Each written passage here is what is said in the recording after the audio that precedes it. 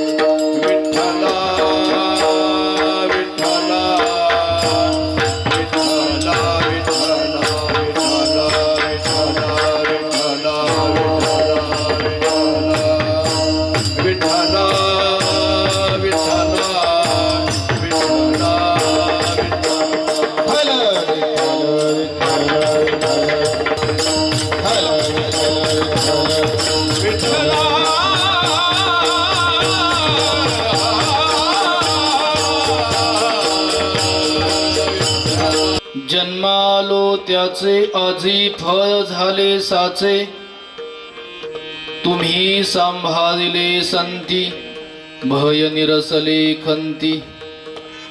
कृतकृत्य झालो इच्छा केली ते पावलो, तुम्ही सांभाळिले संती भय निरसले खंती.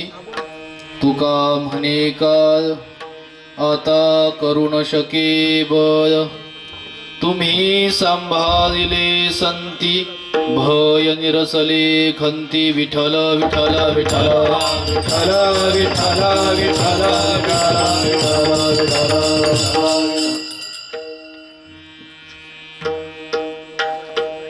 हरिः ॐ भद्रं कर्णेभिः शृणुयाम देवाः भद्रं पश्येमाक्षभिर्जत्राः स्थिरैरङ्गैतुष्टुवागुंसस्तनुभिर्व्यक्षेम देवहितं जदायुः स्वस्ति न इन्द्रो वृद्धश्रवाः स्वस्ति नः पूषा विश्ववेदाः स्वस्ति नस्तारक्षो अरिष्टनेमिः स्वस्ति नो बृहस्पतिर्दधातु हरिः ॐ गणानन्त्वा गणपतिगुं हवामहे प्रियानन्त्वा प्रियपतिगुं हवामहे निधनन्त्वा निधिपतिगुं हवामहे वसो मम आहमजानि गर्भधमात्वमजासि गर्भधम् अम्बे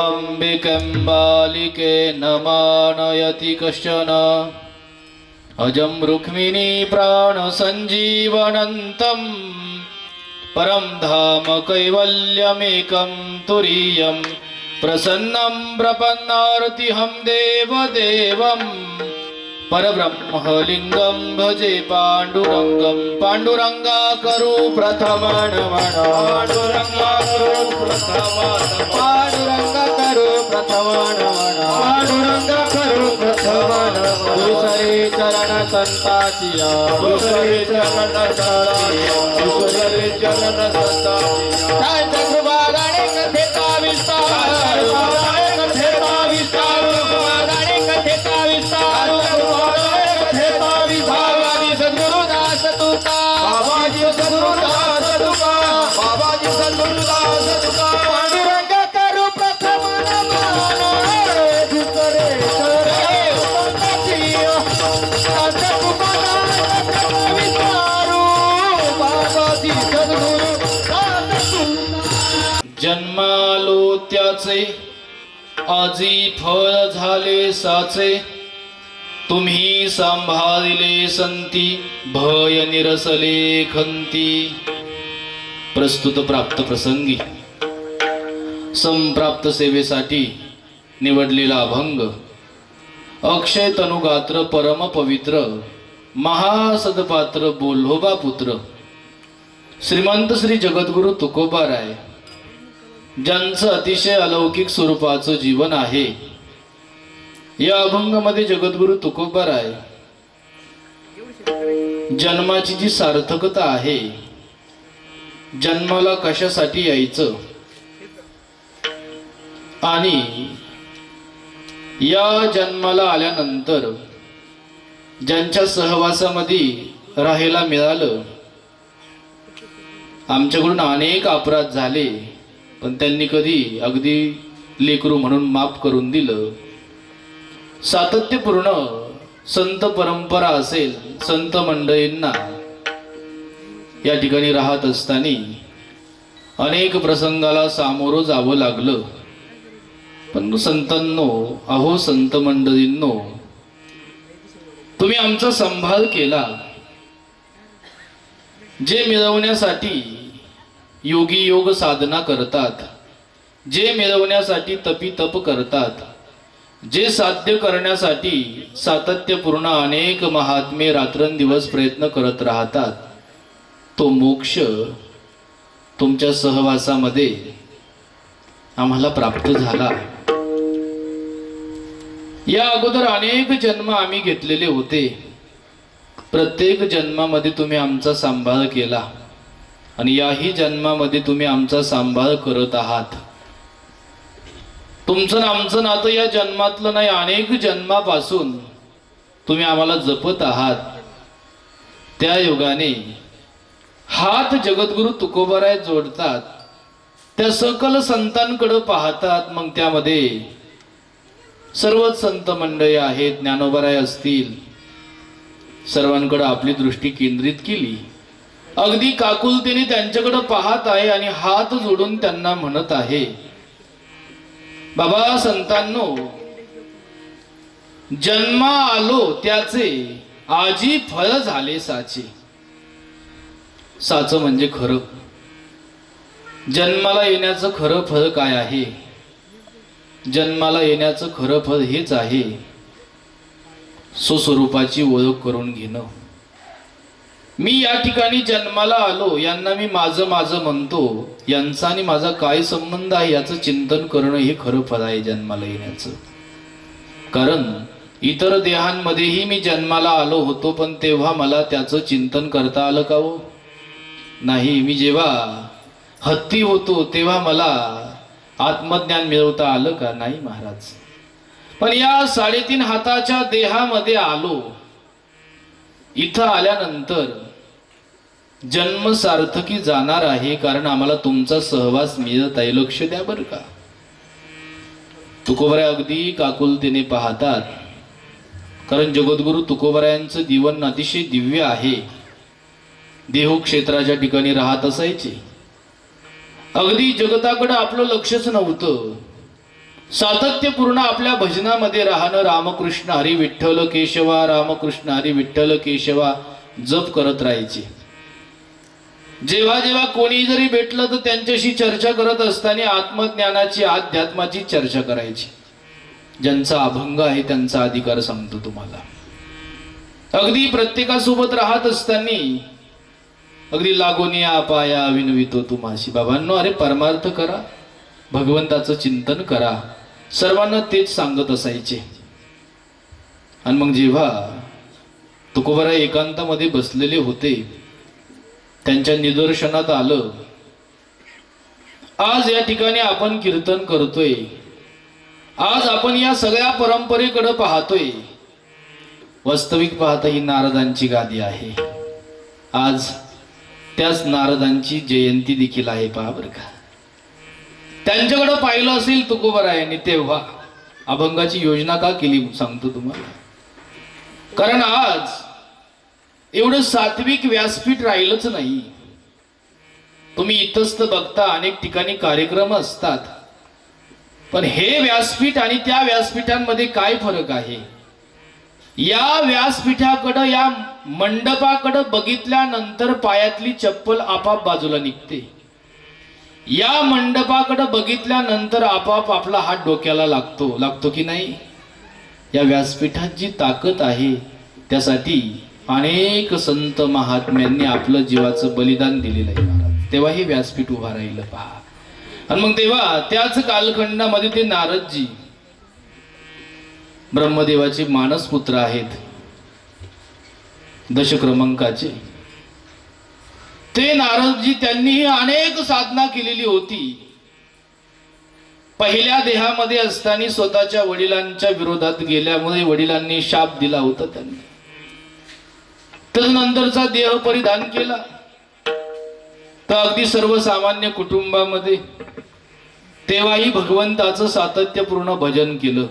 समजतंय ना सर्वांना? अगदी सातत्यपूर्ण, अगदी नारायण नारायण श्रीमन्नारायण नारायण नारायण. बोला सर्वांनी. नारायण नारायण श्रीमन्नारायण नारायण नारायण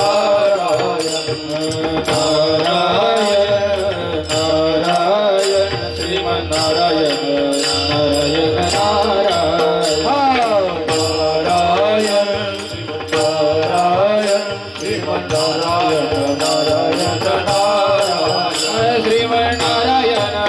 नारायण नारायण श्रीमन्नारायण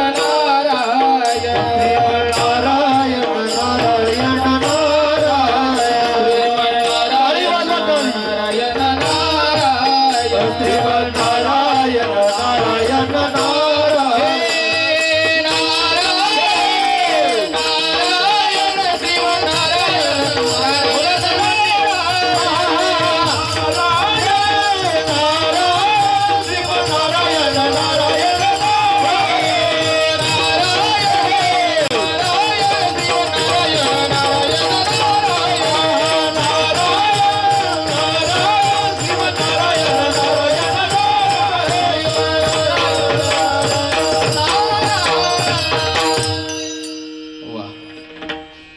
त्या देहामध्ये असताना अगदी एकांतामध्ये बसायचे. अगदी छोटंसं शरीर होतं त्यांचं.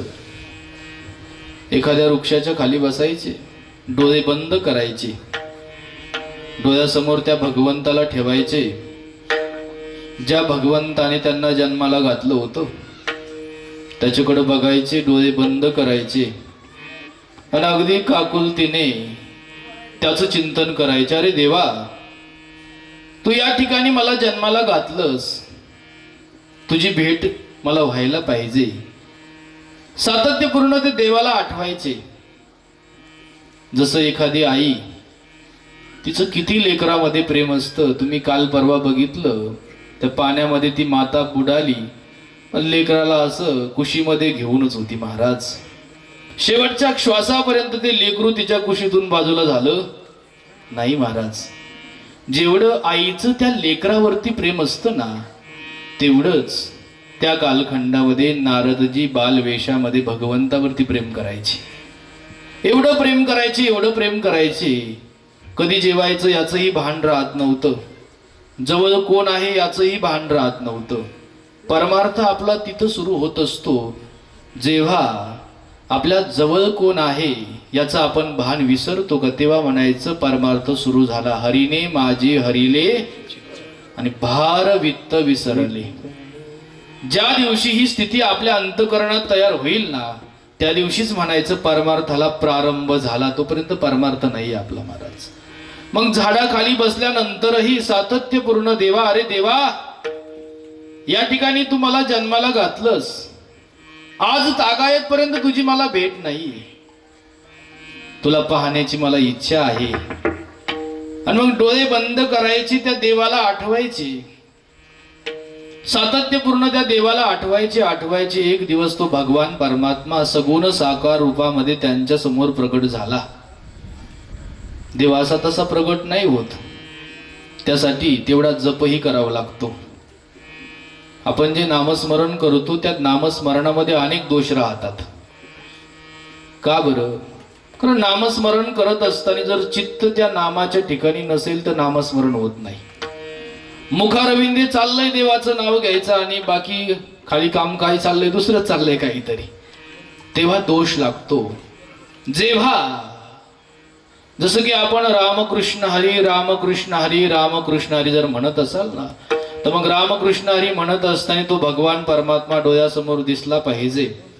कशा प्रकारे 14 वर्षाचा वनवास त्या देवाने सहन केला, अहिल्या मातेचा कसा उद्धार केला, रावणासोबत युद्ध कसं केलं, परत फिरल्यानंतर त्या केवटाला सोबत घेऊन राज्याभिषेकाला कसा आला, हे सर्व चरित्र जेव्हा तुमच्या डोळ्यासमोर येईल ना, तेव्हाच जप होईल, अन्यथा होणार नाही. नाही तर वेगळंच काहीतरी काम चालतं, जप चालतो, तसा जप होत नाही. ते नारदजी सातत्यपूर्ण देवाला समोर ठेवायचे आणि सातत्यपूर्ण जप करायचे. त्या जपाचा प्रभाव एवढा होत होता, वृक्षांचं हलणंही थांबायचं, पक्ष्यांचं उडणंही थांबायचं. वृक्षवल्ली आम्हा सोयरे वनचरे. आज पहा किती भीषण परिस्थिती आहे, आपल्याला कितीतरी पाणी लागतं पिण्यासाठी, पण तीच भगवंताची खरी सेवा आहे. आपल्या अवतीभोवती पक्ष्यांसाठी पाण्याची व्यवस्था करणं, वृक्षांना पाणी घालणं. ताणल्या जीवन वना माझी पहा, कोण्याही जीवाचा न घडो मत्सर वर्म, सर्वेश्वर पूजनाचे विष्णुमय जग वैष्णवाचा धर्म. महात्मा कधीच कोणाला त्रास देत नाही, पण महात्म्याचं रूप धारण करून इतस्त कोणी असेल तर त्याचं नाही चाललंय बरं काही. काल महाराजांनी खूप सुंदर सांगितलं, बाबा कधी भोंदू नसतो, जो भोंदू असतो तो कधी बाबा नसतो. महाराज बाबांमध्ये भोंदू होऊन घुसला तो वाघ वेगळा आहे, पण ही जी धरती, वेळेवरती पाऊस, वेळेवरती सर्व काही चालतं ना, ही शक्ती त्या महात्म्यांची. आजही तुम्ही गंगोत्रीला, यमुनोत्रीला जा, श्री क्षेत्र देहू या ठिकाणी जर गेलात ना, अवश्य भामचंद्र डोंगरावरती जा आणि तिथं गेल्यावरती अशी महात्मे असतात ज्यांनी जोग महाराजांच्या, वैकुंठवासी सद्गुरू जोग महाराजांच्या संस्थेतून शिक्षण ज्यांनी पूर्ण केलं, असे विद्यार्थी त्या डोंगरावरती जातात. त्या ज्ञानेश्वरीला असे छातीला लावतात महाराज. आणि रोज त्या ओव्यांचं कंठस्थ होईपर्यंत चिंतन करत राहतात. आपण जर गेलो ना, मोठमोठाले सर्प दिसतात आपल्याला तिथं, विंचू असतात, इंगळ्या असतात, पण या महात्म्यांच्या केसालाही धक्का लागत नाही. कोणाची शक्ती महाराज! हे महात्मे त्या ठिकाणी राहत असताना भगवंताचं चिंतन करत राहतात. आपण जर तिथं गेलो ना, त्यांना काही खायला घेऊन जात नाही, उलट आपण त्यांचं पाणी संपून खाली येतो पहा. पण ते कधीच नाही म्हणत नाही पहा, एवढं जीव लावतात, सर्वांवरती ते प्रेम करत असतात. त्याप्रमाणे नारदजींचं जीवन होतं, सातत्यपूर्ण भगवंतावरती ते प्रेम करायचे. आणि त्या शक्तीचा प्रभाव नामस्मरण करत असताना सातत्यपूर्ण ते चैतन्य त्यांच्या अवतीभोवती राहत होतं. भगवंताच्या ज्या छबीचं त्यांना दर्शन झालं, आणि मग दर्शन झाल्यानंतर अंतःकरणामध्ये कसं असतं, एकदा भगवंताचं सगुण साक्षात्काराचं दर्शन झाल्यानंतर दुसरं काहीच पाहावंसं वाटत नाही. पहा बरं, काही अनुभूती आहे. जसं की आपले विषय, गुलाबजाम कधीच खाल्ला नाही, एकदा खायला मिळाला की पोट भरतं का हो? त्याच्याविषयीची आवड पूर्ण होते का? नाही होत. पण भगवंताला एकदा बघितल्यानंतर पुन्हा पाहावंसं वाटतं, बघावंसं वाटतं, अंतःकरण भरत नाही. नारदजींचंही तसंच झालं. साक्षात देवाचं दर्शन झाल्यानंतर देवाकडे काकुलतीनं पाहू लागले, देवाला म्हणू लागले, अरे देवा, 10 रूप मज गोपिका रमना. देवा, अरे नको ब्रह्मज्ञान आत्मस्थिती भाव, मी भक्त तू देव, मला हे काहीच नको, पण मला हे तुझं रूप सातत्यपूर्ण पाहायचंय. पण तेव्हा त्या देवाला आळवण्याचा प्रयत्न करू लागले. समजतंय ना तुम्हाला? एकांतामध्ये नारदजी बसलेले आहेत, कितीतरी दिवस त्यांनी चिंतन केलं. एकदा रामकृष्ण हरी म्हटल्यानंतर कधीच बदल होणार नाही. तर आपलं असं असतं की आज नामस्मरण केलं की उद्या इमानच यावं वाटते. तसं नसतं महाराज. कितीतरी जन्मोजन्मी आम्ही बहुपुण्य केले, तेव्हा भगवंत भेट देत असतो. एका जन्मात थोडी भेट देत होतो. त्या नारदजींचे ब्रह्मवैवर्तक पुराणामध्ये कथा आलेल्या आहेत. त्यांनी अगोदर कितीतरी जन्मात देवाची भक्ती केलेली होती, आणि त्या बाल वेशामध्ये जेव्हा ते होते ना, तेव्हा त्यांना एवढं वेड लागलं होतं देवाचं, लावी म्हणा पिसे, एवढं वेड लागलं की देव सोडून त्यांना कोणी आवडत. सातत्यपूर्ण देवाकडे बघायचे, देवाला म्हणायचे, भगवंता तुम्हाला जसा दिसला होतास ना, आता या डोळ्यांना दुसरं काही बघण्याची इच्छा नाही, तू माझ्या समोर ये. भगवंता, या शरीराला तू स्पर्श केलास ना, आता या शरीराला दुसऱ्या कोणाचा स्पर्श नको आहे, तू माझ्या जवळ थांब. कोण म्हणायचं? जसं एखादं लेकरू जर दवाखान्यात नेलं ना, इंजेक्शनची जर भीती वाटत असेल ना, त्या आईला असं चिटकून बसतं पहा, आईला सोडत. तसं आमचे नारदजी भगवंताला असं कवटाळू लागले, भगवंताला सोडत नव्हते. पण भगवान परमात्मा अंतर्धाम झाले. नारदजींच्या डोळ्यामध्ये पाणी आहे, सातत्यपूर्ण रडतायत. आणि ते बघितल्यानंतर भगवंतालाच काळजी वाटली त्यांची. आणि मग तेव्हा आकाशवाणी झाली, नारदा, या जन्मामध्ये तू एका दर्शनाचा अधिकारी होता, तुला ते प्राप्त झालं. आता या जन्मामध्ये तू सातत्यपूर्ण चिंतन करत राहा. काय करत राहा? सातत्यपूर्ण तू चिंतन करत राहा. तुझा देह पडल्यानंतर पुढच्या देहामध्ये तू माझा होशील. विठ्ठल विठ्ठल विठ्ठल विठ्ठल विठ्ठल विठ्ठल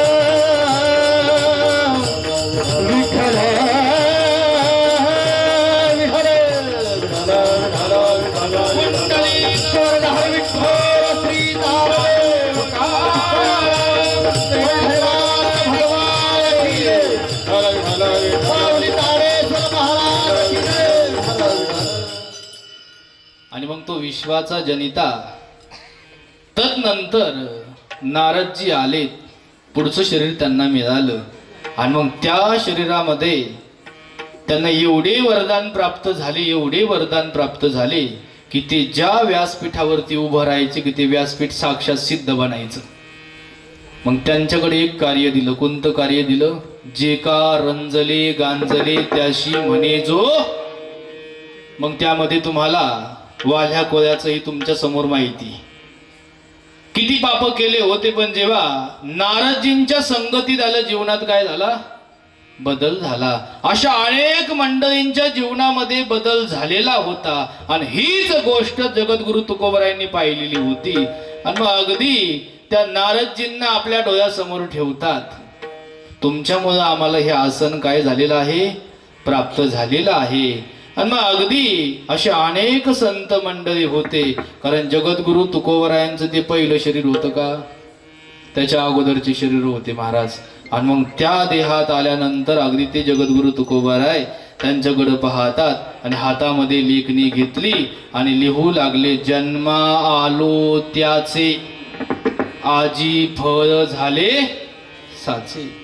हातामध्ये लेखणी घेतली आणि महाराजांनी लिखाणाला सुरुवात केली. काय लिखाण केलं बरं?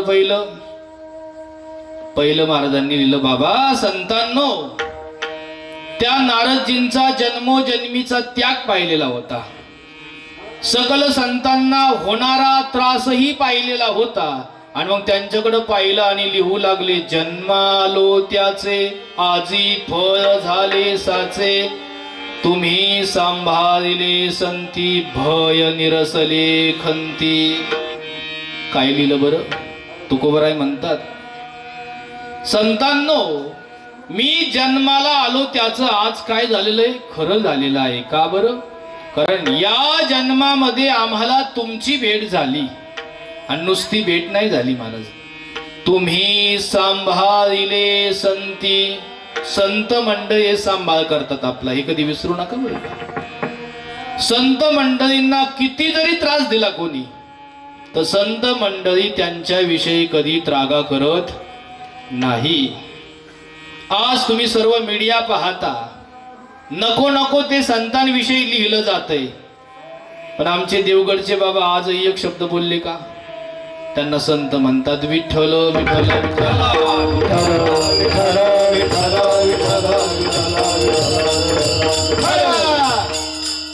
कारण संतांचं अंतकरण हे अति पवित्र असतं. त्या योगाने तुम्ही सांभाळिले संती. तुकोबरायांनी त्यांच्याकडे लक्ष केंद्रित केलं आणि म्हणू लागले, आमच्यावरती अनेक आघात झालेत, आम्ही चुकलो असेल, आमच्याकडून तुमची निंदा झाली असेल, तुमच्या डोळ्यामध्ये पाणी आलं असेल, आमच्यामध्ये तुमच्यावरती अनेक संकट आले असतील, परंतु अहो संतांनो, तुम्ही सांभाळिले संती. तुम्ही आमचा काय केला? सांभाळ केला. जसं की आई लेकराचा सांभाळ करते. कसा करते बरं? मग लेकराने पायावरती घाण केल्यावरती आई पाय कापून टाकते का? नाही महाराज.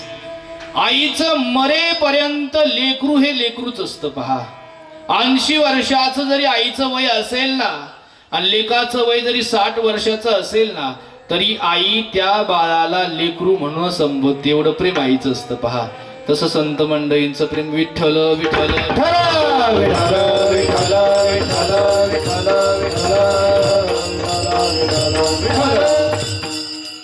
तुम्ही सांभाळिले संती. तुम्ही आमचा सांभाळ केला. भय निरसले खंती. जसं आईच्या कुशीमध्ये जोपर्यंत लेकरू असतं, ते लेकरू कोणाला घाबरतं का? तुम्ही सर्व माता माऊल्या आहात ना. लेकरू जेव्हा तुमच्या जवळ असतं तेव्हा ते घाबरतं का कोणाला? तसंच संतांनो, आम्ही लेकरं आहोत. तुम्ही आमचा सांभाळ केला म्हणजे आम्हाला तुम्ही कुशीत घेतलं आणि मग कुशीत घेतल्यानंतर भय निरसले खंती. आमच्याकडे भीती शिल्लक राहिली नाही. आणि तदनंतर बोलतात, कृतकृत्य झालो, इच्छा केली ते पावलो. कृतकृत्य होणं म्हणजे काय होणं?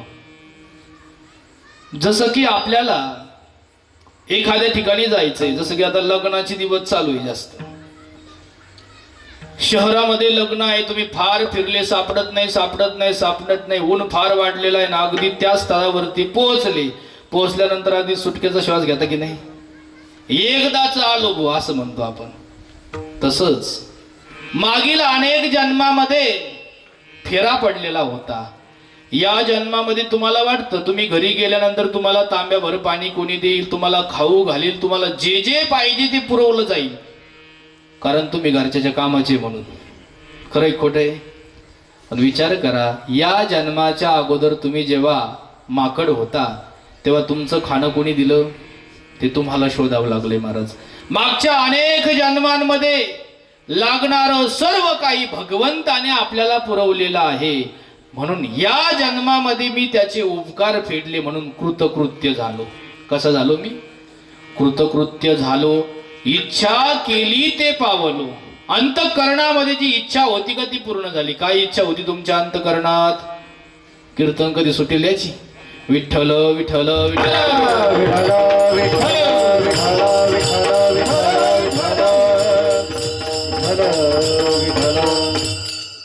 तेव्हाही अगदी जगद्गुरु तुकोबराय बोलतात, कृतकृत्य झालो, इच्छा केली ते पावलो. इच्छा कोणची असावी बरं? मी देव आहे हे ज्ञान प्राप्त करण्याची इच्छा असावी. मी जोपर्यंत या देहातीत आहे ना, तुम्ही जोपर्यंत या देहाला तुम्ही समजाल का, तोपर्यंत तुमच्या पदरात काय आहे? सुख आहे का दुःख आहे? दुःख आहे. पण इथं इच्छा केली ते पावलो म्हणजे त्यांना आतून ज्ञान झालं होतं. अहम ब्रह्मास्मी, मी देव आहे, मी देव आहे असून त्यांना काय झालेलं होतं? ज्ञान झालेलं होतं. म्हणून ते काय म्हणायचे? कृतकृत्य झालो, इच्छा केली ते पावलो. आणि शेवटी तुकोबराय बोलतात, तुका म्हणे काळ. काळ म्हणजे कोण बरं? जो कोणाचं ऐकत नाही. तुम्ही बसल्या बसल्या तुम्हाला उचलून घेऊन जाईल तो. तुम्ही काचाच्या महलामध्ये जरी झोपलात ना, तुमचे श्वास जेवढे लिहिलेले आहेत तेवढेच फक्त म्हणायला असतं. तिकडं गेला नसतं तर असं झालं नसतं. अरे बाबा रे, तिथंच लिहिलेलं होतं त्याचं. हे जाणं येणं कोणाला चुकलं नाही. पण महात्मे मंडळी मात्र काळाला पाठीमागं पाठवू शकतात. काळावरती सत्ता कोणाची चालते? महात्म्यांची चालते. म्हणून जगद्गुरु तुकोबाराय आव्हान करतात काळाला, तुका म्हणे काळ आता करू न शके बल. इथं तुम्हाला भीती कशाची वाटते? मरायची. का वाटते माहिती का? कारण तुम्हाला माहीतच नाही तुमचं मरण कधी लिहिलेलं आहे. आणि त्या काळाला घाबरता की नाही तुम्ही सगळे? पण संत मंडळी काळाला घाबरत नाही, कारण जगा काळ खाय आम्ही माता दिला, कारण ते काळाला घाबरत नाही. म्हणून तुका म्हणे काळ आता करू न शके बल. काळाचंही इथं काही चालणार नाही. पण हे सगळं का शक्य झालं? तुम्ही सांभाळिले संती. म्हणजे संतांच्या आपण जवळ गेलो ना तर आपल्याला काळही काही करणार नाही. म्हणून या अभंगामध्ये जगद्गुरु तुकोबाराय संतांच्या संबंधाने आपल्याला मार्गदर्शन करतात. विठ्ठल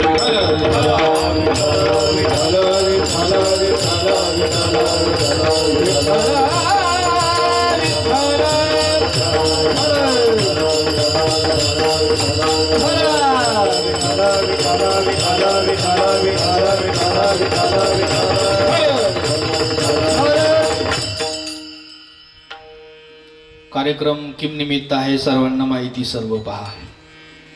सुंदर प्रकारचा हा कार्यक्रम. तुम्ही म्हणाल महाराज अभंगाचा भाव तुम्ही फार लांबवला. कारण मला माहिती आहे 8:30च्या पुढं काढा निघाला की तुम्हाला बसावं वाटत, तुमचं लक्ष लागत नाही. म्हणून अभंग चांगल्या प्रकारे समजून सांगितला. अभंग पूर्ण एका कीर्तनात होतच नसतो महाराज.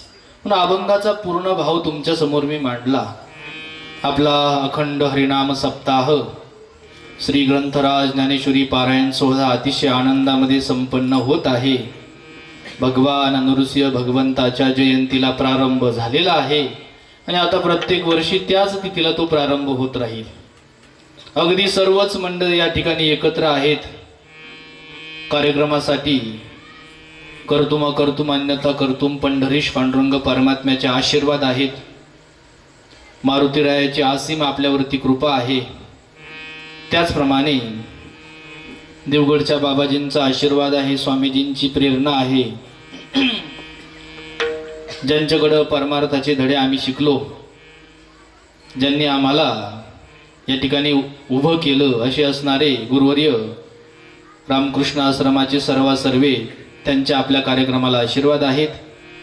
त्याचप्रमाणे सर्वच अगदी मंडळी एकत्र येऊन मग त्यामध्ये सुरुवातीची जी कमिटी असेल ती असतील, नवीन कमिटी असेल, समस्त तरुण मंडळ, समस्त ग्रामस्थ मंडळी सर्वांच्या सहकार्यातून हा सप्ताह या ठिकाणी उभा राहिलेला आहे.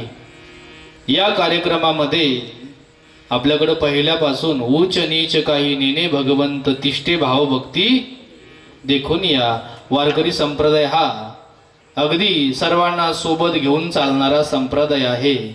कारण आपल्या संप्रदायामध्ये कबीर मोमीम लतिभा मुसलमान सेना ना विजान विष्णुदासा आणि इथं याता याती धर्म नाही विष्णुदासा निर्णय हा ऐसा वेदशास्त्री. यामध्ये सकळाशी येथे आहे अधिकार पहा. सगळ्यांनी एकत्र यावं, भगवंताचं चिंतन करावं आणि मग त्यासाठी आपल्याही गावामध्ये पहिल्यापासूनच कार्यक्रम असल्यानंतर आपल्याला हिंदू बांधवांचं नेहमी सहकार्य असतं पहा. पहिलेही आपण कार्यक्रम करत होतो तेव्हापासूनच त्यांचं आपल्याला सहकार्य असतं कार्यक्रमाला पहा. त्याचप्रमाणे सगळेच मंडळी एकत्र येतात.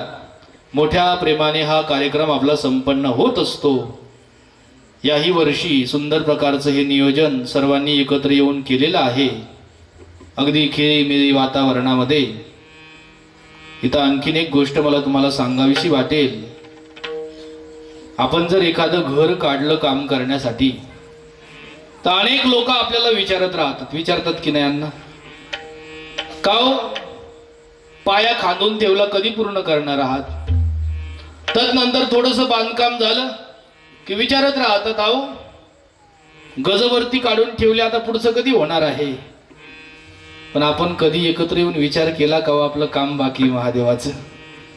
हा विचार करावा बरं का. कारण आपण आल्यानंतर भगवंत आपल्याकडे पाहतो. कोणाकडे पाहतो आणि आपल्याला म्हणत असतो अरे मला किती दिवस बाहेर ठेवता तुम्ही. म्हणून पहिली गोष्ट आपल्याला हे करायचं कशासाठी. तर भगवंताचं दिव्य अधिष्ठान आहे. हे अधिष्ठानाचं काम आपल्याला काय करायचंय पूर्ण करायचं आहे पहा. कारण गावामध्ये ग्रामदैवताची विशिष्ट प्रकारची शक्ती असते. कारण त्याचा प्रभाव आम्ही स्वतः अनुभवतो. पहिला फेटा मी याच ठिकाणी बांधला होता. कुठं बांधला होता. याच ठिकाणी बांधला होता. मारुतीरायाची अशी कृपा झाली महाराष्ट्रात सगळीकडे माझा फेटा आहे आज. कुठं काही कमी नाही. रोज फिरतोय जिथं जाईल तिथं पुन्हा बोलवतात महाराज. ही ताकद मारुतीरायांची आहे पहा. काहीच कमी नसतं. त्यांची अगाध शक्ती असते. पण आपण काय होतो आपला विश्वास कमी पडतो. तुम्ही सर्व मंडळीने अगदी अंतःकरणापासून जी अंतःकरणात भावना असेल जर खरंच मारुतीरायाला सांगितली ना ती पूर्ण करण्याची ताकद त्यांची आहे. म्हणून बाबांनो अगदी मारुतीरायाच्या प्रांगणामध्ये सुंदर हा उत्सव चालू आहे. आज 3ऱ्या दिवसाची ही सेवा आहे. कार्यक्रमासाठी सर्वच मंडळ या ठिकाणी उपस्थित आहेत. त्यामध्ये सर्वच आळंदीकर महाराज मंडळी असतात. नावं घेणार नाही मी कोणाची. सर्वच पंचक्रोशीतील सर्व भजनी मंडळ असेल श्रोते मंडळी देखील सर्व आलेले आहेत. कारण 15 मिनिटे माझ्याकडे विठ्ठल विठ्ठल विठ्ठल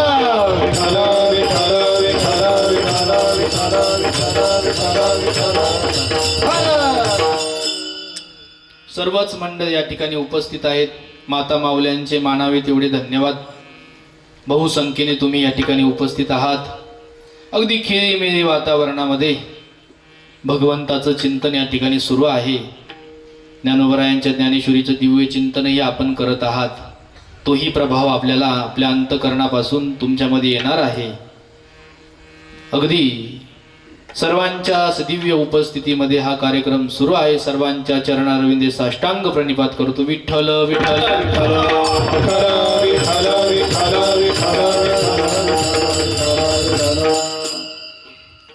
जगद्गुरु तुकोबराय ज्यांचं अतिशय दिव्य अंतःकरण आहे.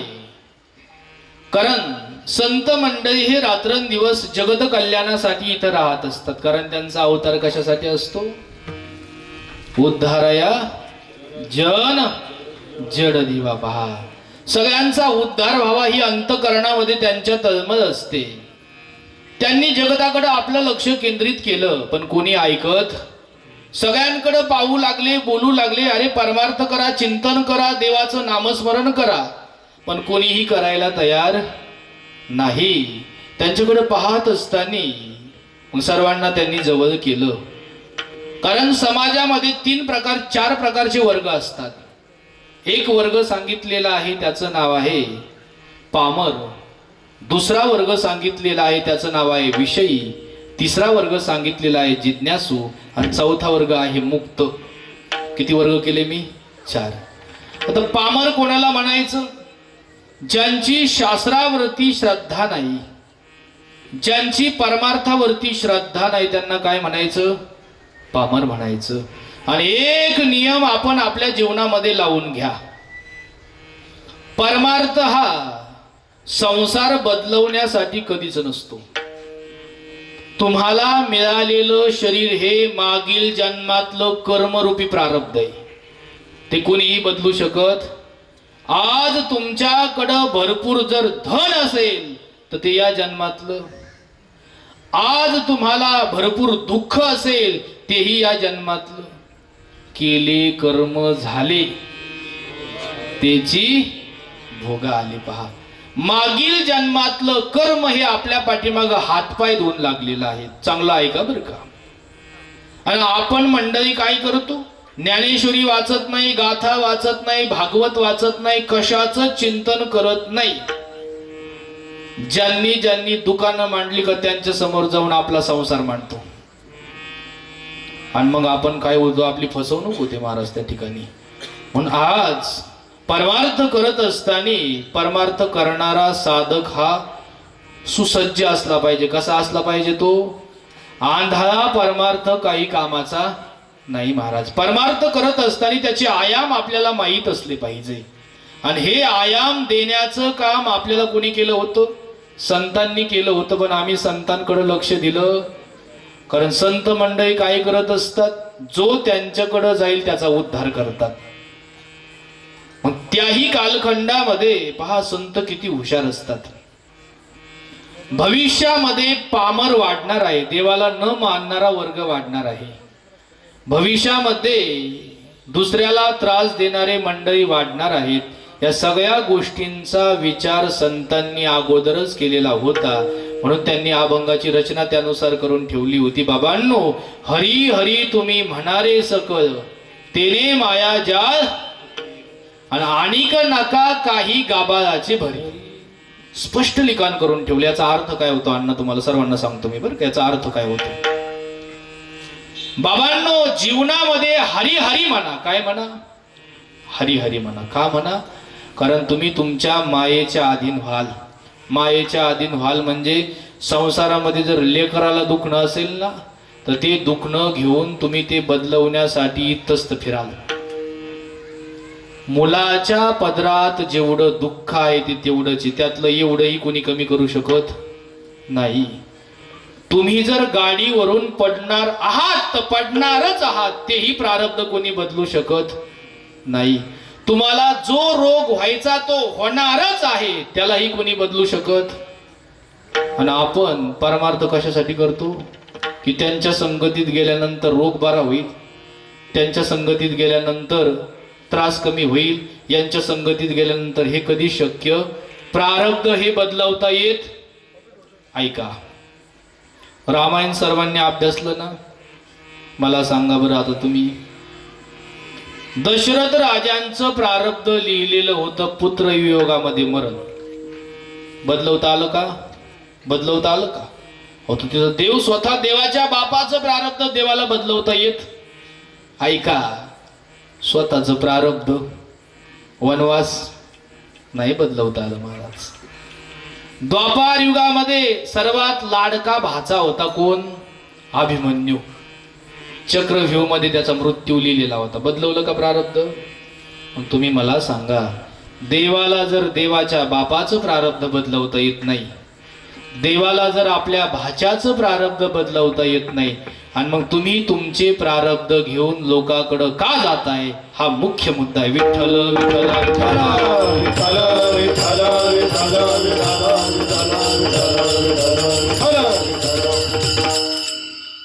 तुम्ही तुम्ही म्हणाल हे प्रारब्ध आमच्या पाठीमागं कसं लागलं हो महाराज? ज्याप्रमाणे आपली सावली आपल्याला सोडून राहत, त्याप्रमाणे आपण केलेले कर्मही आपल्याला सोडून राहत. तुम्ही आता ऐकताय ना, हे ऐकत असताना जे पुण्य मिळते का तुम्हाला, याची नोंद करणारी एक देवता आहे, ती कानाच्या ठिकाणी. ती काय करते? तुम्ही जे वाईट वाईट ऐकता का, त्याचंही लिखाण करणारी एक देवता आहे, ती लिहून ठेवते. आणि हीच आपली सावली खरी. मग इथं राहत असताना आपण जेवढं जेवढं पुण्य करू, जेवढं जेवढं पुण्य करू, याचीही नोंद होत असते. आणि इथं राहत असताना आपण जेवढे जेवढे पाप करू, जेवढे जेवढे पाप करू, याचीही नोंद होत असते. आणि त्यालाच म्हणतात मागील जन्मातील आपलं प्रारब्ध, म्हणजे आताचं शरीर. समजते ना कीर्तन तुम्हाला? विठ्ठल विठ्ठल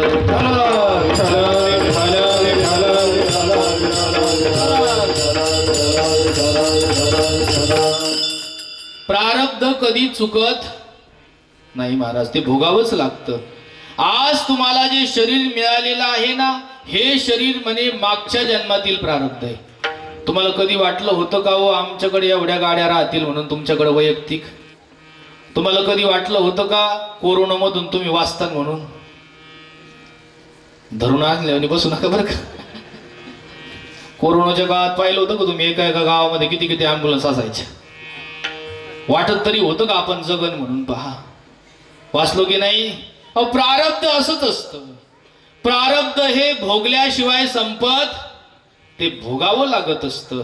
मग तुम्ही म्हणाल महाराज मागील जन्मातलं प्रारब्ध आम्ही भोगतोय, मग आता परमार्थ करायची काय गरज आहे आम्हाला? हा प्रश्न असेल तुमचा मला बरं का. ऐका, या जन्मामध्ये राहत असताना मागील जन्मातले पापाला आपण नष्ट करू शकतो. त्यासाठी काय करावं लागेल आपल्याला? बोलता का? नामसंकीर्तन साधन पै सोपे, जळतील पापे. बोला कोणतरी. नामसंकीर्तन साधन पै सोपे, नामसंकीर्तन साधन पै सोपे, नामसंकीर्तन साधन पै सोपे, नामसंकीर्तन साधन पै सोपे.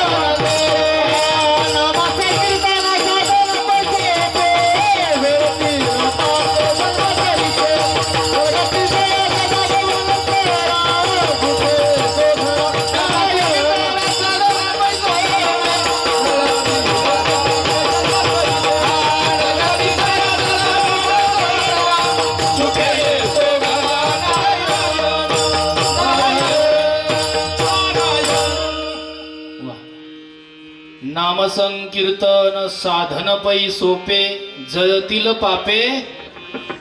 सप्तेच्या अगोदरचे का? 3 दिवसाच्या अगोदरचे, जन्मांतरीचे. म्हणजे नामामध्ये किती शक्ती सांगितली.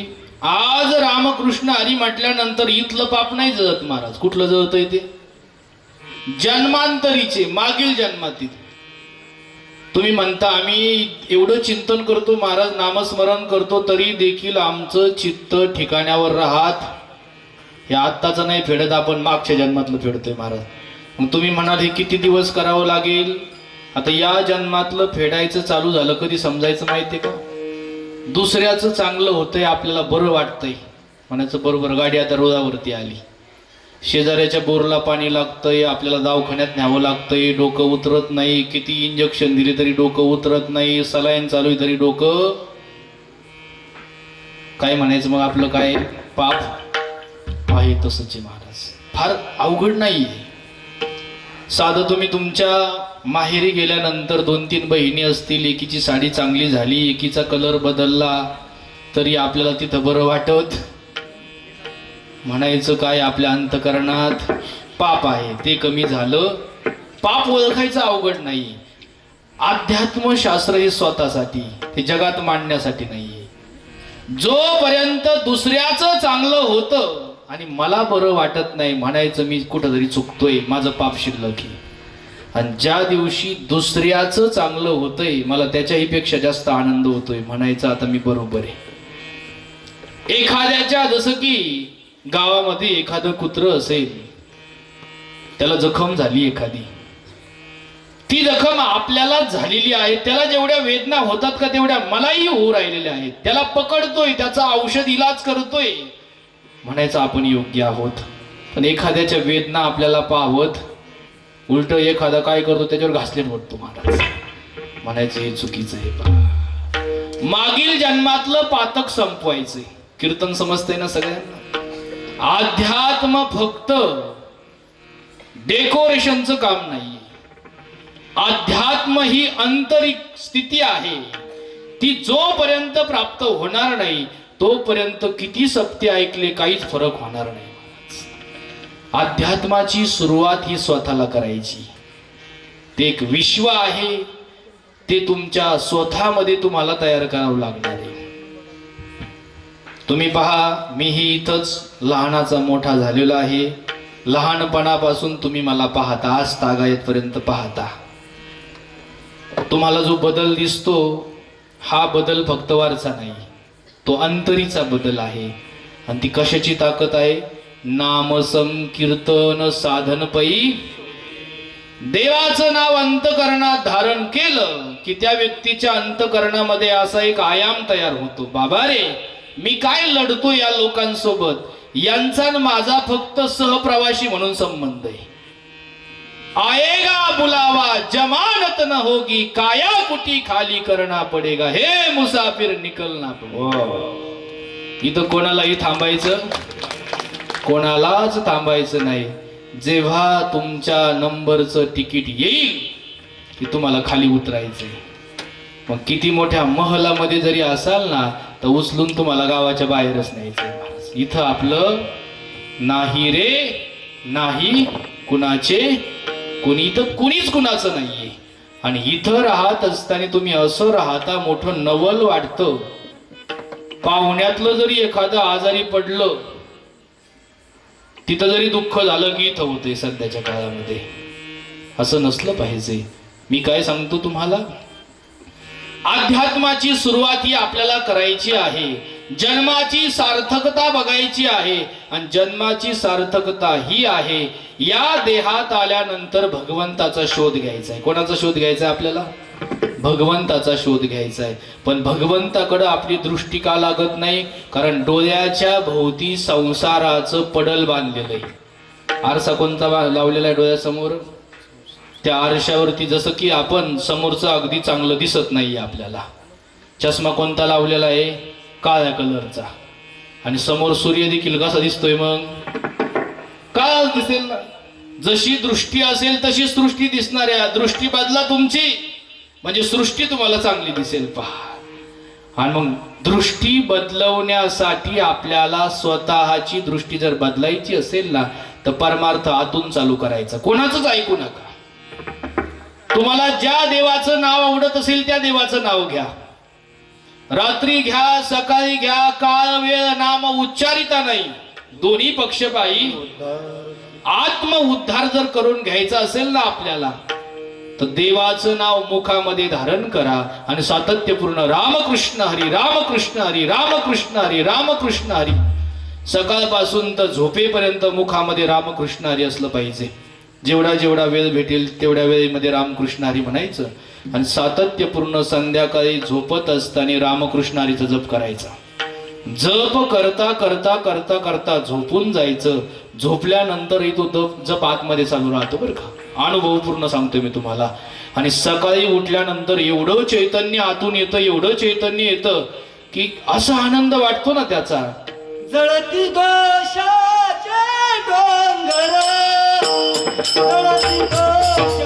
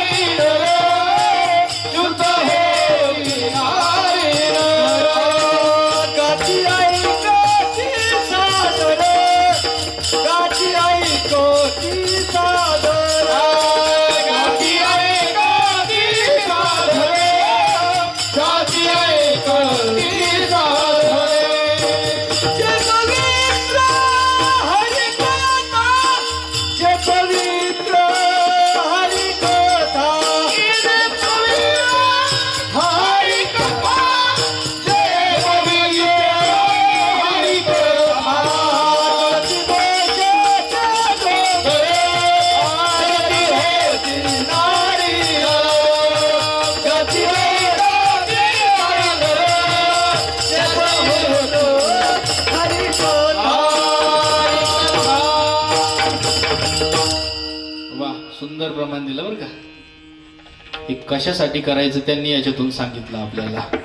शुद्ध होती नारी नर, गाती ऐकती सादर. आणि कोणती कथा? जपविती जे पवित्र हरी कथा. इथं जे चाललंय ना आपलं, ही एक पवित्र हरीची कथा आहे. पहा, तुम्हाला मी सांगतो, तुम्ही नामस्मरण करायला सुरुवात केल्यानंतर त्याची अनुभव तुम्हाला येईल. करून पहा. काय करून बघा? स्वतः अनुभव घेऊन पहा. किती पैसे लागतील नाव घ्यायला? लागेल का काही? स्वतः नाव घेतल्यानंतर एवढं तुम्हाला आतून समाधान वाटेल, काहीच नाही. एकांतात असले की बसायचं, रामकृष्ण हरी रामकृष्ण हरी रामकृष्ण हरी रामकृष्ण हरी रामकृष्ण हरी सातत्यपूर्ण म्हणायचं. ते म्हणत असताना प्रभू रामचंद्राचं चरित्र डोळ्यासमोर आणायचं आणि ते डोळ्यासमोर आणायचं, म्हणत राहायचं म्हणत राहायचं म्हणत राहायचं. दुसऱ्या दिवशी कंटाळा येईल, तिसऱ्या दिवशी कंटाळा येईल. 10 दिवस जर नियम टिकवला की 11व्या दिवशी जर नाव घेतलं नाही तर काय होईल? दुःख वाटेल. आणि हा नियम एकदा चालू झाला की त्या योगाने मी जे 4 वर्ग केले होते का, त्यातला पामर नावाचा वर्ग, जो कोणालाच मानत नाही, कोणावरती ज्याचा विश्वास, मी तुम्हाला अवश्य सांगेन, विश्वास अशाच ठिकाणी असला पाहिजे की जो सुरक्षित राहील. ही गोष्ट मात्र खरी आहे. मग मला तुम्हाला एक विचारायचं, ज्ञानोबरायांवरती आहे का विश्वास आपला? बोला, आहे ना? मग ज्ञानोबराय त्या ठिकाणी बोलतात, नाम संकीर्तन वैष्णवांची जोडी. ज्ञानोबरायच म्हणतात, हरिमुखे म्हणा हरिमुखे म्हणा पुण्याची गणना. तुकोबराय बोलतात, नाम संकीर्तन साधन पै. जर तुकोबरायांवरती आपला विश्वास असेल, ज्ञानोबरायांवरती आपला विश्वास असेल, तर अनुभव घेऊन पाहिलं पाहिजे की नाही? म्हणून हे अनुभव घेऊन पहा. मग सातत्यपूर्ण नामस्मरण तुम्ही एकदा करू लागलात ना, तदनंतर तुम्ही जे म्हणता काय, मन लागत नाही. काहींचं 25-25 तारी बिल्डिंग असतात तरी गजवर काढून ठेवलेच, तरी समाधान त्यांना मिळत. काही झोपायलाच पैशावरती, रोज कशावरती आहे, तरी समाधान मिळत. आणि आमचे महात्मे डोंगरात राहतात, कुटियात राहतात, तरी म्हणतात आनंदाच्या डोई. असं का म्हणतात बरं ते? कारण सदा नाम घोष करू हरी, आणि तेने सदा चित्ता. त्यांच्याकडे समाधानाचं एकच साधन आहे. कोणतं बरं बाबांनो? सदा नाम घोष करू हरिकथा. देवाचं चिंतन करत राहिल्यानंतर तुम्हाला बाकी काही करण्याची गरज नाही. मंत्र हा जपावा सर्व काळ, मंत्र हा जपावा सर्व काळ, मंत्र हा जपावा सर्व काळ, मंत्र हा जपावा सर्व काळ. रामकृष्ण हरी विठ्ठल केशव, रामकृष्ण हरी विठ्ठल केशव, रामकृष्ण हरी विठ्ठल केशव, रामकृष्ण हरी विठ्ठल केशव. हा जपावा सर्व काळ, हा जपावा सर्व काळ, मंत्र हा जपावा सर्व काळ, मंत्र हा जपावा सर्व काळ. मी जे सांगतो याला सगळ्याला प्रमाण आहे बरं का. पुरावा असल्याशिवाय माईक मध्ये बोलू, आणि ज्याच्याकडे पुरावा नसेल त्याला नेऊन पुरावा. पहा, रामकृष्ण हरी विठ्ठल केशवा मंत्र हा जपावा, आणि मग सर्व काळ जप केल्यानंतर तुमच्या अंतकरणामध्ये नाही का बरं वाटत नाही म्हणून हे बघ ते बघ तरी बरं वाटतं का? वाटतं का बरं? बरं जर वाटत असेल ना तर सदा नाम घोष हरी करू हरिकथा, ते चिंतन केल्यानंतर बरं वाटेल. आणि हे जे आम्हाला प्राप्त झालं हे संतांच्या सहवासात प्राप्त झालं. कोणाच्या सहवासात प्राप्त झालं? या संतांच्या सहवासामध्ये हे प्राप्त झालं. कारण संत नेहमी कुणी काय हम हमारे मस्ती में आग लगी बस्ती में, सातत्यपूर्ण ते भगवंताचं चिंतन करायचे, भगवंताचं चिंतन करायचे. आणि मग तो प्रभाव एवढा वाढला एवढा वाढला, आणि मग आपोआपच त्यांच्याकडं बाकीचे लोक आकर्षित झाले.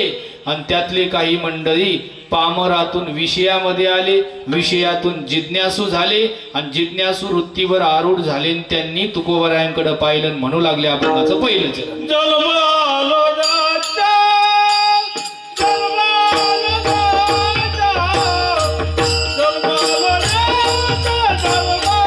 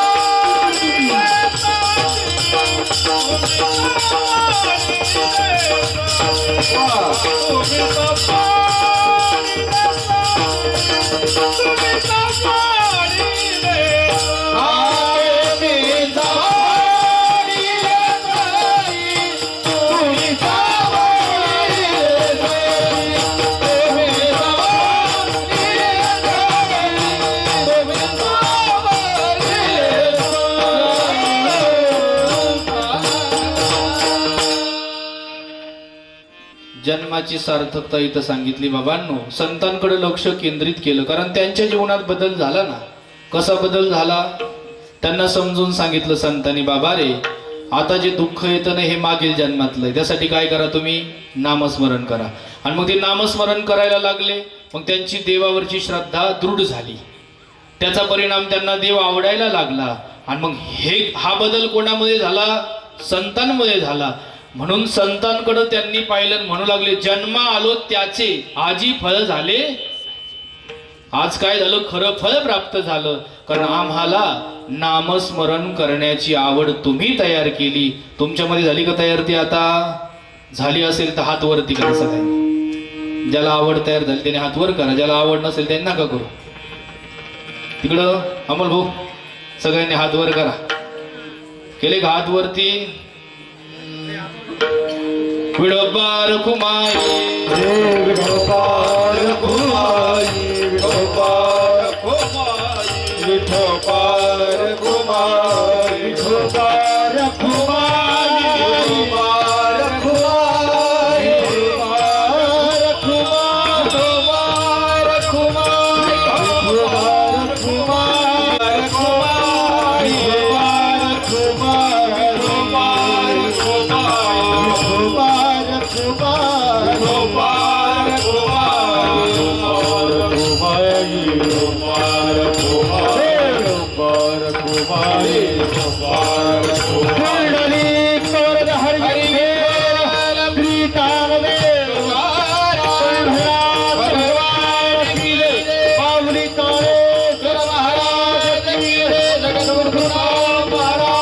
रामकृष्ण महाराज की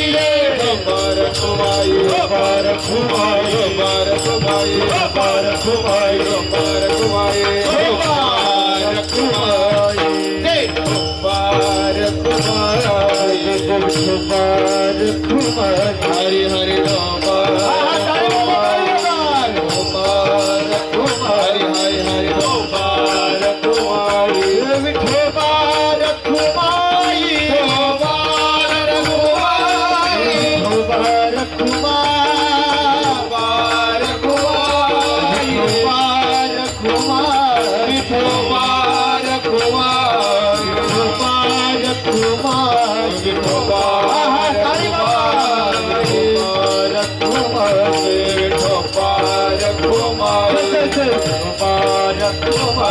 हरि हरि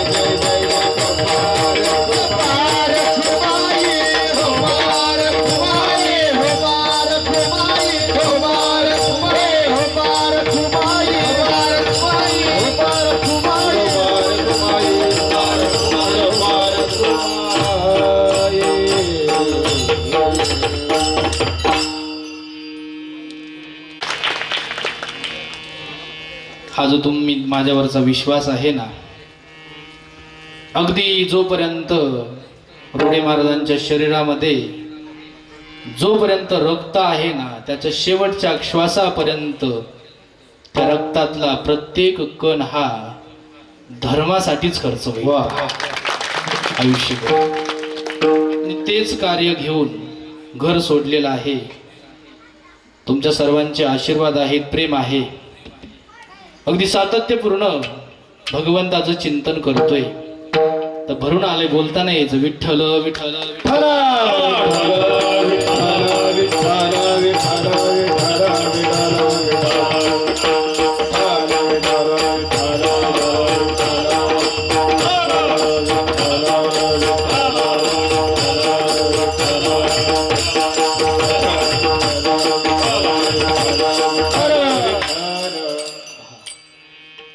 अगदी खेळी मेळी आपण आपल्या जीवनामध्ये अध्यात्म चिंतन करावं. आणि ते करत असताना प्रत्येकाच्या जीवनामध्ये धावपळ असते. असं कोणीच नाही की जे मोकळं आहे. पण आपल्या कामातून काही वेळ काढून आपण आपल्या मंदिराचं रक्षण केलं पाहिजे, त्या ठिकाणी गेलं पाहिजे. सातत्यपूर्ण आपल्याला जी होईल ती छोटी मोठी सेवा करावी. जेणेकरून काय होत असतं, एक दिवस जर आपल्याला हे सगळं सोडून जायचंच आहे तर मग अंतकाळीचा सोयरा तुका म्हणे विठुधरा. त्या भगवान परमात्म्याचा आपल्यासोबत आशीर्वाद असला पाहिजे. पण होता होईल तेवढं प्रत्येकाने आपल्या जीवनामध्ये, तुम्ही पहा, संसारासाठी रात्रंदिवस करता, त्यातलं काय सोबत येतं आपल्या? काहीच येत नाही, सगळं इथं राहतं. पण भगवंताचं चिंतन करत करत जर आपण आपल्या जीवनातला वेळ खर्च केला ना, एक दिवस हा विश्वाचा जनिता तुमच्यासाठी धावून येईल. कारण या शरीरामध्ये जोपर्यंत शक्ती असते ना तोपर्यंत आपण कोणाला मानत नाही. आणि जशी जशी या शरीरातली शक्ती क्षीण होत जाते का तसं तसं काय होत असतं, जशी जशी शक्ती कमी होईल का शरीरातली तसं तसं ज्यांच्यावर आपण प्रेम करतो ते सगळे बाजूला होतात. मग ती पत्नी असेल, ते मुलं असतील, ते नातवंड असतील, ते सर्व आपल्यापासून लांब होतात आणि आपण एकटी कोपऱ्यात बसतो. आणि मग अशा स्थितीमध्ये जवळ आपल्या कोणीच येत नाही. आणि मग तेव्हा भगवंताचं चिंतन करून तरी काय उपयोग आहे. पण आज अंतःकरणापासून एक असा सखा करा भगवंत, त्याच्यावरती प्रेम करा. सप्ताहापुरतं आपल्याला इथं यायचं नाहीये, ऐका बरं का, सप्ताहापुरतं नाही यायचं आपल्याला इथं. आपण आपल्या जीवनामध्ये असा नियम करायचा. मारुतीरायाच्या सप्ताहाच्या काल्याच्या दिवशी म्हणा, मारुतीरायाच्या चरणावरती डोकं ठेवायचं आणि म्हणायचं, मारुतीराया मी जोपर्यंत आहे ना तोपर्यंत रोज तुझं दर्शन घेईल. सकाळी आंघोळ झाली की पहिलं कुठे यायचं, दर्शन घेऊन जायचं. पहा तुम्ही, पहा 1 महिना 2 महिना जेव्हा तुम्ही दर्शन घ्याल का आतली शक्ती एवढी वाढते, एवढी वाढते. कधी कधी असं होतं आपल्या सोबत जर काही वाईट घडणार असेल ना पुढं, 5 मिनिटं अगोदर आपण अलीकडे राहतो आणि ते घडून जाते पुढं. ही शक्ती कोणाची आहे? भगवंताची असते, जी काही दिसत नाही पण ती शक्ती असते. पहा आमच्या जीवनामध्ये मी फार, माझं कमी वय आहे पण कमी वयामध्ये फार फिरतो मी. असे अनेक प्रसंग येतात, अनुभव अनेक प्रसंग येतात की अगदी जवळ कधी कधी असं वाटतं की आता आपण इथं याच्यामध्ये सापडतो की काय, पण लगेच रक्षण होतंय महाराज. ही शक्ती मारुतीरायाची, ती शक्ती आपलं रक्षण करत असते. म्हणून आपणही आपल्या जीवनामध्ये अगदी इथं येत जायचं, सर्व सेवा आपण करायची आणि सगळेच मिळून ही सेवा करायची असते. मंदिर हे कोणा एकट्याचं, मंदिर हे आपल्या सगळ्यांचं आहे. आणि जेव्हा तुम्ही सगळे इथं याल का तेव्हा तो आनंद तो वेगळा राहील. कारण ज्याच्या डोक्यावरती मारुतीरायाचा हात आहे ना त्याला जगात काहीच कमी पडणार नाही, कधीच काही कमी पडणार नाही महाराज. तो हात आपल्याही डोक्यावरती असावा म्हणून सगळ्यांनी भगवंताचं चिंतन करायचं असतं. अगदी दुसरी एक खंत आहे की आपला आश्रम किती जवळ असताना हे सगळे जे लेकरं आहेत ना फार लांब लांबवरून, तुम्ही पाहता छोट्याली मुलं कीर्तन वाजवतात आपली, खूप तयार झालेत. कारण हा गुणधर्म रामकृष्ण महाराजांच्या त्या ठिकाणच्या कृपा छायेचा आहे. आश्रमात जो जो विद्यार्थी राहिला, आज अगदी महाराष्ट्रातले कुठलेही कीर्तनकार बोलवून पोरगा वाजवायला बसवा, एवढी तयारी पोरांची. तुम्ही पाहता की नाही तात्या? मग जर आपल्याजवळ एवढं मोठं केंद्र असताना आम्ही 2च इथं तयार झालो, पांडुरंग महाराज आणि आम्ही, आमचे रोडे महाराज एक, असं आम्हाला वाटतं की आता बाल संस्कार शिबिर आहे 5 तारखेपासून, आपण आम्हाला काहीच देऊ नका, तुमच्यावर आम्ही नाराज नाही, पण घरातलं एखादं लेकरू द्या आम्हाला, त्याला असं बनवू असं बनवू, मरेपर्यंत तुम्हाला जीव लावेल ते. रामकृष्ण आश्रमातल्या टोपल्यातली जर भाकरी खाल्ली ना मरेपर्यंत आई बापाला सांभाळेल ते पोरगं. ही ग्वाही देऊ शकतो, ही ग्वाही देऊ शकतो. म्हणून मुलांना आज काळाची गरज आहे. छोट्याल्या मुलांना आपण वेगवेगळ्या ठिकाणी ठेवतो, बालवयामध्ये त्यांच्याकडून हनुमान चालीसा पाठ करून घेतला पाहिजे. रोज स्वतः त्याला चल म्हणायचं मंदिरामध्ये, चल. किती सुंदर या ठिकाणी प्रांगण आहे, जसं की आता आपलं रामकृष्ण नगर, तिथं किती सुंदर मंदिर तयार झालं आता मारुतीरायाचं. सर्व तिथंही सर्व मंडळी आपण जात असतो. ही शक्ती आहे, ती शक्ती आगाध स्वरूपाची आहे आणि नेहमी त्या सहवासात आपल्या लेकरांना ठेवायचं. आता शिबिर आहे, शिबिरांनाही पोरांना पाठवायचं. आणि आम्ही कुठं जरी गेलो, मी असेल, गुरुवर्य महाराज जे असतील, आमच्या नावापुढं कोणतं नाव लावतो? कोणत्या गावाचं लावतो? गोनेगावचं लावतो की नाही?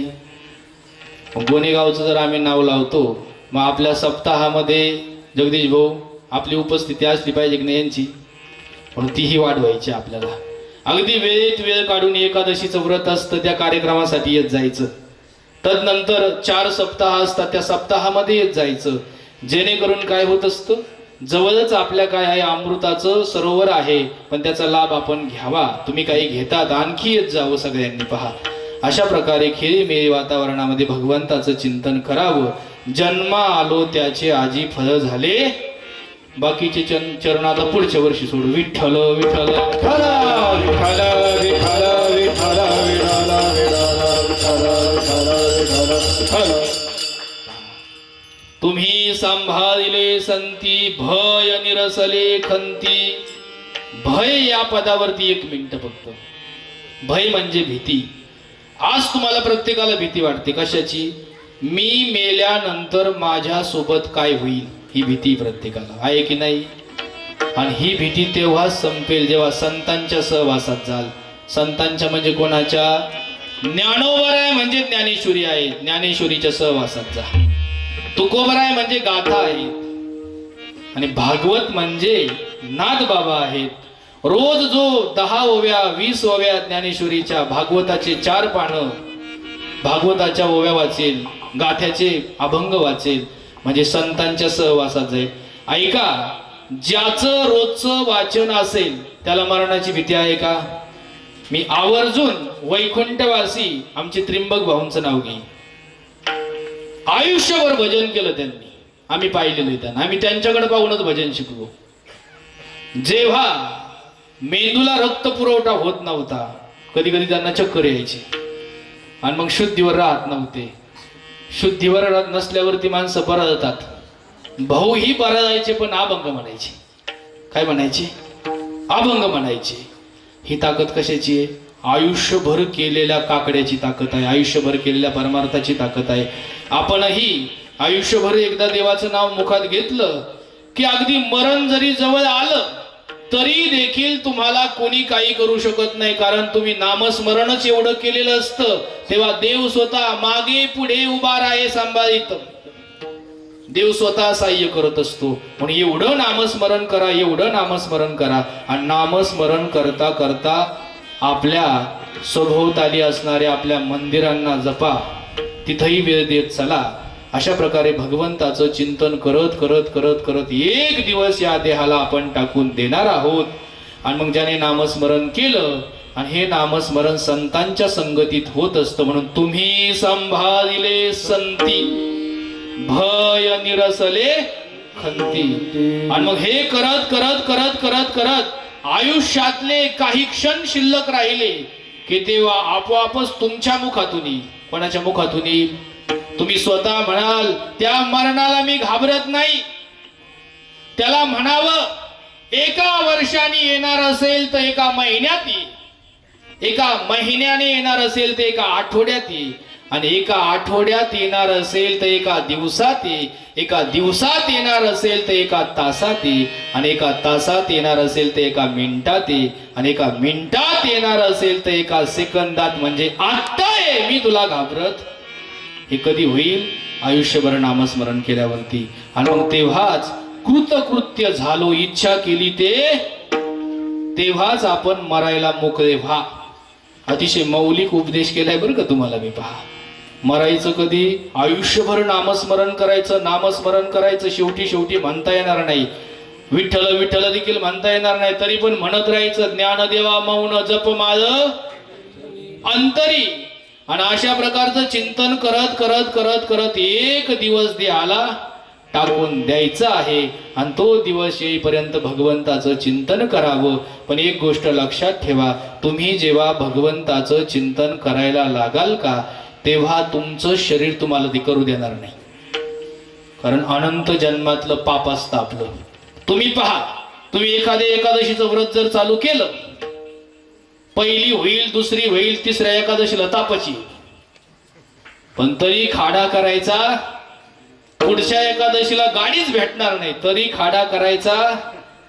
आणि मग 5वी 6वी एकादशी हे करत करत राहिले का, आणि नंतर ते केल्याशिवाय करमणार.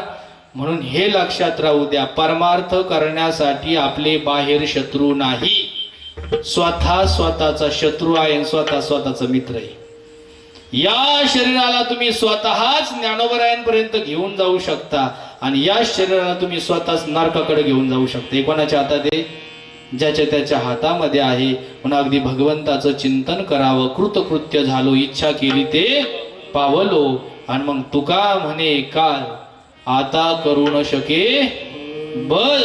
तुकोबराय म्हणतात आता जगाला काळ खाईल पण आम्हाला काही करणार नाही. याच कोटीचं जीवन जगणारे वैकुंठवासी बन्सी बाबा होते.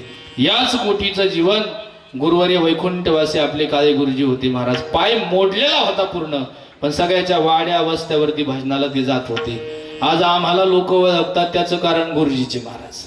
जिथं गेलं की गुरुजीचं नाव सांगितलं की लोक काही कमी पडू देत नाही. या महात्म्याने शेवटच्या श्वासापर्यंत परमार्थ केला आणि परमार्थ करत करत माऊलीचं लेकरू म्हणून राहिले. माऊलीच्या कुशीमध्ये देह टाकून दिला महाराज. अशा प्रकारे तुका म्हणे काळ आता करू न शके बळ. आपणही आपल्या जीवनामध्ये सातत्यपूर्ण भगवंताला छातीला लावावं, त्या भगवंताचं मनोभावे चिंतन करावं आणि ते चिंतन करत करत करत एक दिवस भगवत रूप होऊन जावं, हीच भगवंताच्या चरणारविंदे प्रार्थना करतो. अगदी सर्वांनी अगदी बहुसंख्येने उपस्थित आहेत आणि हे कार्य करण्यासाठी सर्वांनी मनोभावे सहकार्य करावं. पहा, हे कार्य कोणाच्या घरचं? साक्षात मारुतीरायाचं आहे. आणि जो या गावामध्ये राहतो, जो इथं राहतो, त्या प्रत्येकाचं कर्तव्य आहे. कोणाचं कर्तव्य आहे? आपलं सगळ्यांचं कर्तव्य आहे. ज्याची जशी इच्छा असेल त्याप्रमाणे सर्वांनी काय करायचं? या कार्यक्रमाला सहकार्य करायचं. अगदी सर्वच मंडळ या ठिकाणी रात्रंदिवस कष्ट करतायत. आम्ही सर्वजण पाहत आहोत. पण अगदी असाच कार्यक्रम, आपल्या कार्यक्रमाला कधीच कोणाची नजर लागू नये हीच मारुतीरायाच्या चरणारविंदे प्रार्थना करतो. सगळ्यांनी या ठिकाणी उपस्थित राहावं, सर्वांनी या ठिकाणी सहकार्य करत राहावं. आणि इथं येत असताना महत्वाची गोष्ट सांगतो, आपलं बाकीचं काय असेल ते इथं आणायचं. या धर्म मंडपाच्या दालनामध्ये आल्यानंतर आपण सगळे कोण आहोत? भाऊ भाऊ आहोत. अशा प्रकारे आपण सर्वांनीच एकत्र येऊन आणि राहतोच आपण तसं महाराज. आपण सगळे एकाचीच लेकरं आहेत ना. पण या दालनाखाली येत असताना आपल्या बाकीच्या चपला बाहेर काढायच्या आणि इथं आल्यानंतर सगळ्यांनी ज्याला जी सेवा जमेल, एखाद्याने वाढण्याची सेवा करायची, एखाद्याने पात्र उचलायची सेवा करायची, अगदी खिळीमिळी. आणि मारुतीरायाच्या कृपेने आपल्याला काही कमी पडत नाहीये. पुढच्या वर्षाच्या पंक्ती येऊ राहिल्या महाराज. ही कृपा कोणाची आहे? कारण जे पंगत देतात त्याला बुद्धी देणारं कोण आहे? मारुतीरायाचं आहे. म्हणून काहीही आपल्याला कमी पडणार नाही. आणि असंच कार्य आपलं वृद्धिंगत होत राहो. त्या योगाने छोट्याला तर हा मुलगा नाही का छोटा, अशा अनेक मुलं आपल्याकडे तयार होतील आणि भविष्यामध्ये ते सर्व ही परंपरा चालवतील, हीच या ठिकाणी शुभकामना व्यक्त करतो. तर वेळ भरपूर झालेला आहे. मी 10 मिनिटं जास्त घेतले. पहा, अगदी हक्काने घेतले. झालेली सेवा भगवंताच्या चरणारविंदे अर्पण करतो. सेवेसाठी उपस्थित असणारे सर्वच मंडळ या ठिकाणी उपस्थित आहेत. त्यामध्ये आवर्जून आमच्या नेवाशावरून आलेले महाराजांचं काय नाव सांग? गणेश महाराज असतील, गायकवाड महाराज असतील, हे सर्वच मंडळ या ठिकाणी, सर्वच पंचक्रोशीतील मंडळ या ठिकाणी आलेले आहेत. काही येऊन गेलेले आहेत सर्वच. मग आता गावाचा उल्लेख करत नाही. पंचक्रोशीतील सर्वच मंडळ या ठिकाणी उपस्थित झालेले आहेत. सर्वांच्या चरणारविंदे साष्टांग प्रणिपात आणि सेवेला पूर्णविराम. ज्ञानेश्वर माऊली नारायण माऊली ज्ञानेश्वर माऊली नारायण माऊली जय जय विठ्ठल जय जय विठ्ठल जय जय विठ्ठल. माऊली रे रे रे माऊली महाराज नाही उतारी माझी कारण्या